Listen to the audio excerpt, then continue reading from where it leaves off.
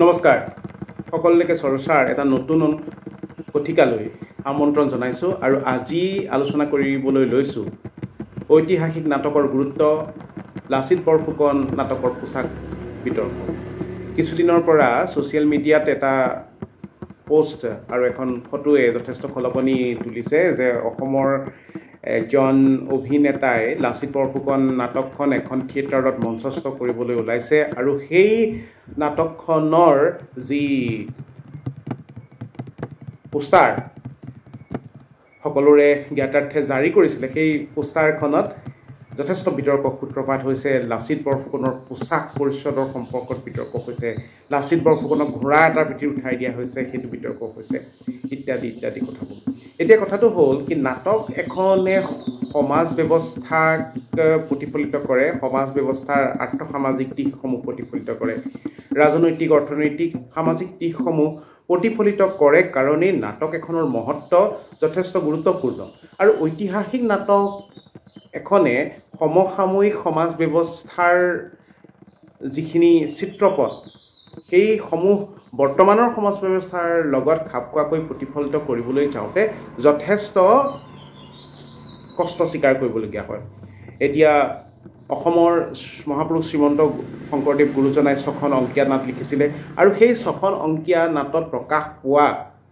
সামাজিক অৰ্থনৈতিক ৰাজনৈতিক যিখিনি দৃষ্টিভংগী ভক্তিৰসৰ যি মাৰ্গৰ প্ৰতিফলন সেইসমূহ তথ্যই মধ্যযুগীয় অসমৰ সমাজ ব্যৱস্থাক আমাৰ আগত এতিয়াও দাঙি ধৰে ঠিক একেদৰেই যদি আমি শ্বেক্সপিয়াৰৰ মহান নাটকসমূহৰ কথা চাওঁ সেই সময়ৰ ইংলেণ্ডৰ যি সামাজিক অৰ্থনৈতিক ৰাজনৈতিক যি প্ৰতিচ্ছবি সেইসমূহ সুন্দৰভাৱে প্ৰতিফলন কৰে এতিয়া কথাটো হ'ল এখন ঐতিহাসিক নাটক যেতিয়া নাট্যকাৰে ৰচনা কৰে ঐতিহাসিক চৰিত্ৰ এটাক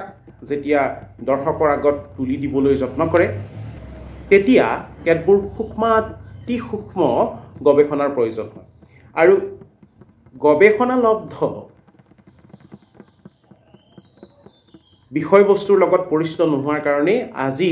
লাচিত বৰফুকনৰ নাটকখনত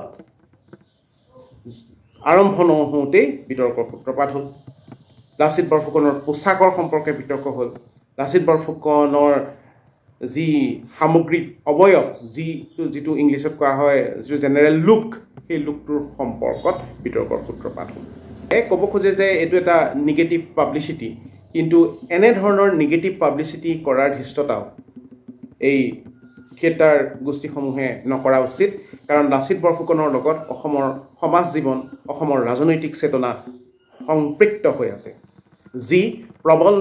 প্ৰতাপী মোগলক অসমক অধিকাৰ কৰিবলৈ ওলোৱাৰ পৰা বিতাৰণ কৰিছিলে আৰু সেই বীৰজনাৰ জীৱন গাথাক লৈ যেতিয়া এখন নাটক ৰচনা কৰিবলৈ গৈছে তাত নাট্যকাৰ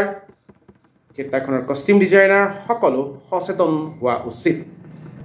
ইয়াত এটা সৰু উদাহৰণ এটা মই দি বুজাব খুজিছোঁ যেতিয়া আলাবৈ ৰণ হৈছিলে শৰাইঘাট ৰণ হোৱাৰ পূৰ্বে সেই আলাবৈ যুদ্ধত 10,000 অসমীয়া সেনা একেদিনাই মৰিছিলে কাৰণ তেওঁলোকে মোগলৰ অশ্বাৰোহী সেনাবাহিনীক প্ৰতিহত কৰিব পৰা নাছিলে ইয়াৰ পৰা এটাই কথা আমি জানো যে আহোম সেনাই কোনো কালে ঘোঁৰা ব্যৱহাৰ কৰাই নাছিল অৰ্থাৎ লাচিতেও ঘোঁৰাৰ পিঠিত উঠি যুদ্ধ কেতিয়াও কৰা নাছিল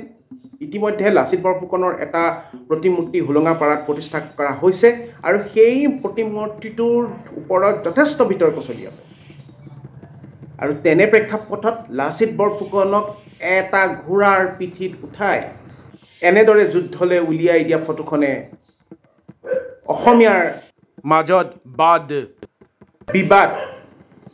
সৃষ্টি কৰাটো স্বাভাৱিক গতিকে ঐতিহাসিক নাটক এখন মঞ্চস্থ কৰাৰ পূৰ্বে থিয়েটাৰ কৰ্তৃপক্ষ নাট্যকাৰ পৰিচালক নায়ক সকলো সচেতন হোৱাটো আমি বিচাৰোঁ